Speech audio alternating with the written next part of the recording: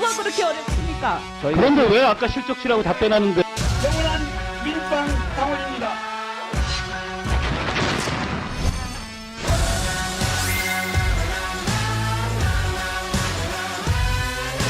여의도 마이너리그. 김재원 최고위원님, 오랜만에 뵙습니다. 어렵게 메이저리그에 들어가나 싶었는데, 아이고, 퇴장당하셨습니다. 아니 뭐 지금도 메이저리그예요. 아, 리그상으로는. 근데 지금 크게 부상당하셔가지고. 자숙 중이에요, 모두가? 자숙은 많이 아, 끝났어요. 네네. 아, 밝게 하셔도 됩니다. 네네. 아, 나 자숙 모든가 해가지고요. 네, 알겠습니다. 아니 근데 징계를 당하셨는데 얼마 전에 징계 당하기 전에 뵀을 때보다 살도 빠지시고 얼굴이 좋아요. 아, 좋습니까? 혈색도 좋고 네. 마음이 편하신 것 같아요. 네, 놀리시는 거 아니죠? 아니 진짜로. 네, 알겠습니다. 자, 여기 유력한 네 분이 나와 계시니까 요거 좀 여쭤보도록 하겠습니다. 아무래도 방통위원장의 이동관 특보를 임명할 것 같아요. 오늘도 뭐 단독 보도도 나오고 했는데 개의치 않고 강행할 것 같고요. 오히려 MB 정부 때 방송 장악과 관련된 이동관 특보의 행적 이런 게 구체적으로 밝혀지면 더 적임이다 이렇게 생각을 할 것 같아요. 아니 왜냐하면 그거 하려고 지금 정상화라는 미명하에 다시 공영방송 개입하고 방송 장악하려고 누군가를 불러오는 건데 어이구 과거에 이렇게 잘했었구나. 그러면 또 불러다가 해야지 이럴 것 같아요. 풍자가 아니라 진짜 그렇게 보신다는 겁니까? 진짜 그렇게 봅니다 저는. 저도 할 것 같은데요. 왜냐하면 지금까지 그래 왔잖아요. 아, 자, 당시 국정원이 작성한 인적 쇄신 방안 문건을 보실 수 있습니다. 여기서 보면 이제 좌편향 간부는 반드시 퇴출시키고 좌파 세력의 재기 음모를 분쇄한다라고 써 있고요. 이동관 전 수석은 이런 문건을 요청하거나 보고받은 적 없다면서 부인을 해왔는데 여기에 배치되는 문건이 또 하나 공개됐습니다. 오늘 경향신문이 입수한 검찰 수사 기록입니다. 국정원 관계자가 청와대 홍보수석실 요청으로 이 문건을 만들었다고 증언한 내용인데요. 이 문건대로 KBS의 일부 간부 보직이 변경됐다라고 나와 있습니다. 청와대가 KBS 인사에 개입한 것 아니냐. 와, 이거 참 놀라웠는데 어떻게 보셨습니까? 정봉주 의원님. 그리고 지금 이동관 임명 강행하면 당장은 언론을 장악할 수 있을 것처럼 보이지만 지금 언론사 시스템이 쥐락펴락 할 수 없는 구조가 돼 있어요. 근데도 이걸 밀어붙일 것 같습니다. 결국 이거에 대한 책임은 고스란히 윤석열 대통령이 지게 될 것이다. 네. 이렇게 보입니다. 이 정치적으로 굉장히 좀 리스크가 있어 보이는데 국민의힘 최고위원 아니겠습니까? 이동관 특보의 임명 강행 분위기 여기에 대해서는 좀 반대하는 입장이시겠죠? 대통령실에서 개입해서 뭐 KBS의 인사에 영향을 미친다든가 뭐 그러기는 되게 어려울 거라고 봐요. 물론 뭐 최욱 선생 정도는 또 어떻게 해볼 수 있겠지만 아, 제 얘기가 나오고 있습니까? 이게 MBC든 KBS든 많은 분들의 인적 구성이 확고해져 있기 때문에 사장 한 분을 바꾸는다고 해서 밑에까지 달라질 리도 없는 것이고 네. 방통위원장이 그렇게 개입을 해서 방송에 영향을 미친다는 것 자체도 저는 뭐 그렇게 가능하지 않으리라고 봐요. 네. 최욱 선생님 배속하실 거잖아요. 근데 방송 환경이 달라졌고 또 방송사 내부의 시스템이 달라졌기 때문에 방통위원장으로 누가 오든 실제 공영방송의 독립성이나 이런 데 영향을 못 줄 거다. 그러니까 이동관이 와도 상관없다. 이런 논리신데요. 애초부터 이분은 자격이 없는 분이에요.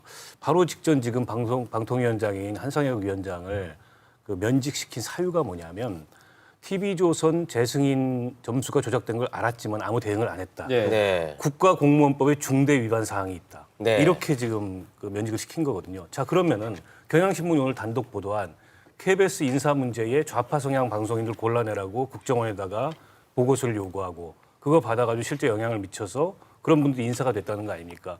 이건 국가공무원법의 중대한 위반이 아닌가요? 네. 그러니까 본인은 부인하고 있습니다. 국가공무원법의 중대한 위반이 있다고 직전 방송위원장을 면직까지 시켰는데 네. 그분이 재판에서 확정돼가지고 면직이 된 게 아닙니다. 일단 면직을 시키고 본 거예요. 근데 과거에 국정원 직원들에 의해서 그런 진술이 나온 사람을 네. 그 자리에 앉히는 것 자체가 원천적으로 말이 안 되는 거죠. 그 당시에 어떤 일을 했는지에 대해서 전혀 밝혀진 게 없잖아요. 지금 말하는 것은 뭐 문건 한두 개가 나왔다는 건데 재판 기록이 나오지 않습니까? 네. 수사 그 기록에. 문건 자체가 재판에서 그 문건이 등장했다 하더라도 당시에 이 문제 때문에 홍보수석이 처벌받은 게 아니잖아요. 네. 근데 지금 와서 수사조차 안 받았습니다. 문건 몇 개 가지고 네. 그것도 문건과 다른 내용의 문건도 많을 거예요. 네. 그런데 그것만 드러내서 이런 사람이니까 방통위원장이 안 된다 하는 것은 저는 뭐 논리적이든 뭐 모든 법적이든 모든 문제에서 좀 짧게 아닌 것 같아요. 알겠습니다. 그냥 문건 아니고요.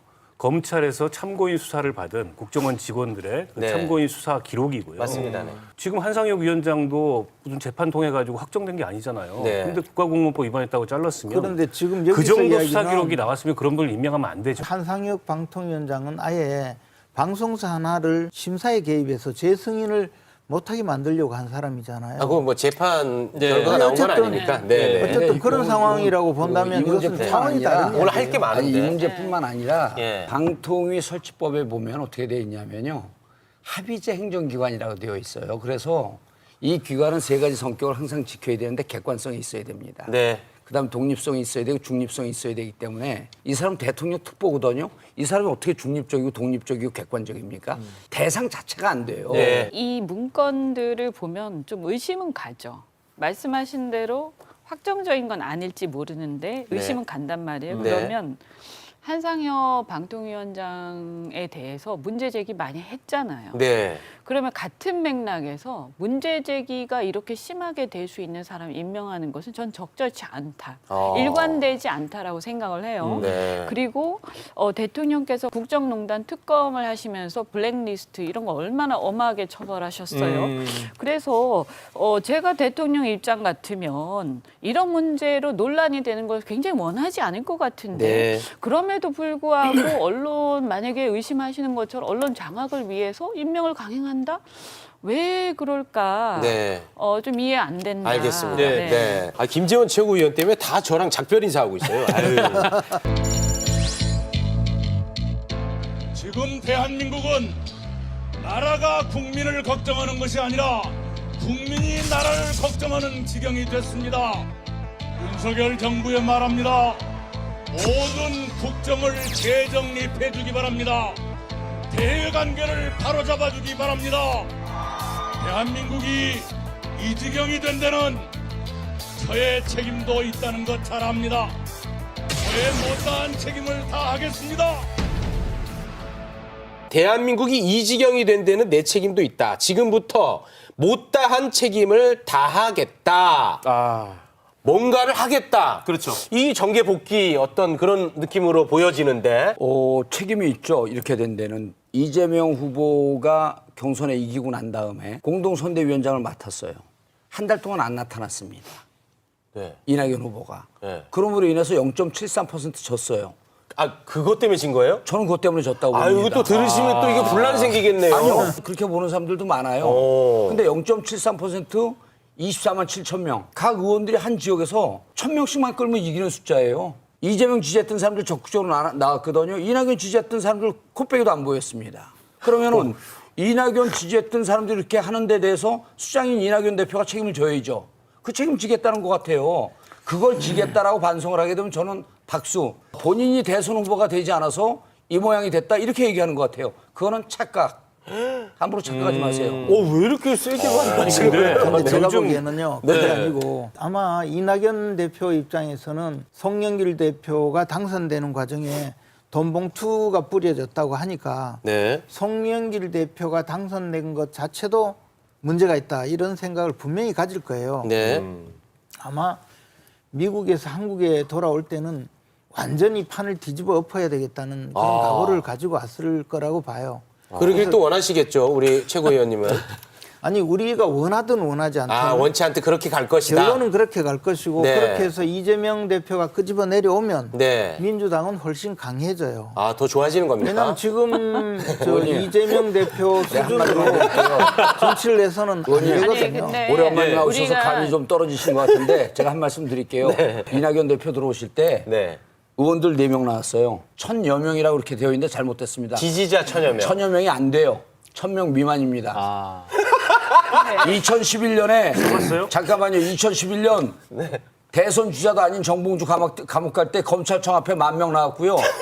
12월 25일 날 출소할 때 그 추운 겨울날 3,000명 나왔습니다. 네, 대선 주자가 1,000명도 안 되는데 무슨 큰 소리 치고 아니, 전체 대세에 아무런 영향 없습니다. 네. 민주당이 갈라지길 바라는 두 분 기대 사항이요.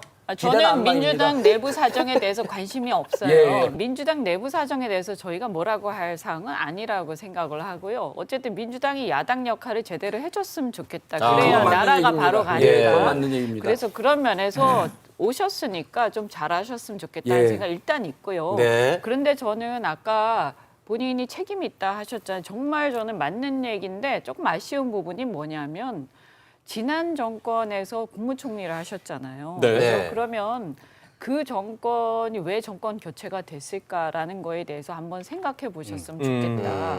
그리고 솔직히 말씀드리면 지금 윤석열 대통령에 대해서 우리 많은 불만들 갖고 있는 사람들 많지 않습니까? 뭐 우리 당은 좀 다른 사람들도 있지만 그런데 그중에 가장 큰 게 뭡니까? 또 갈라치기 하고 또 보복 정치한다라는 거 아니에요? 예. 근데 이게 언제 시작이 됐어요?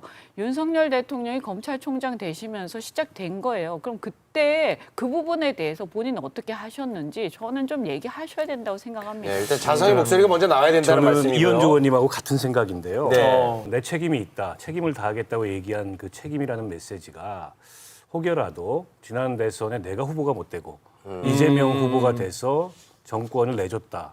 그에 대한 책임을 말하는 거라면은 좀 실망스럽고요. 아, 그래요? 그러니까 지난 정부 때 총리도 하셨고 여당의 대표도 하셨어요. 네. 근데 민주당이 민심으로부터 멀어져서 결국엔 정권 교체가 되게 만든 몇 가지 사건들이 있었습니다. 조국 사태가 그랬고 그리고 추윤 갈등도 그랬고 또 당대표가 되신 이후에 위성정당 만들어가지고 선거제도 개혁 뒤엎었죠. 그리고 재보궐선거 공천 원인 제공하면 공천 안 한다 그랬는데 서울, 부산 다 공천했다가 두 선거에서 다 패했습니다. 그때 당대표 하셨어요. 예. 그런 점에 대해서 본인의 책임에 대한 성찰이 있어야 된다고 봅니다. 네. 그래야 이재명 리더십과는 차별화된 네. 다른 비전을 보여주는 리더십으로서 네. 이낙연 대표에 대한 다른 기대를 만들 수 있지. 네. 사실은 과거에 민주당의 민심으로부터 멀어지는데 이낙연 대표가 중심적 역할을 하셨던 분이에요. 그렇게까지 보십니까? 근데 그에 대해서 무슨 성찰이 있습니까 지금? 네. 그런데 와서 친명이니 비명이니 이러면서 당내에서 이전 투구하고 치고받고 하는 거는 국민들한테 아무 감흥을 못 준다. 네. 이재명 리더십의 대체제가 될 수가 없다. 아, 네. 좋은 지적이에요. 그 지적 형님도 반성 좀 하세요. 반성하고 있습니다. 반성하기 때문에 오늘 발언을 줄이고 있어요. 네. 자, 시간이 좀 다 돼가지고요. 예. 네. 여기서 마무리 짓겠습니다. 아니 원래 정의당 얘기하기로 했는데 그것도 빼버리고 손해예요, 해봐야. 여기 안 가려고 지금 막 앞에 길게 했구나 이 두 분이. 알겠습니다. 함께해 주신 네 분 대단히 고맙습니다. 고맙습니다.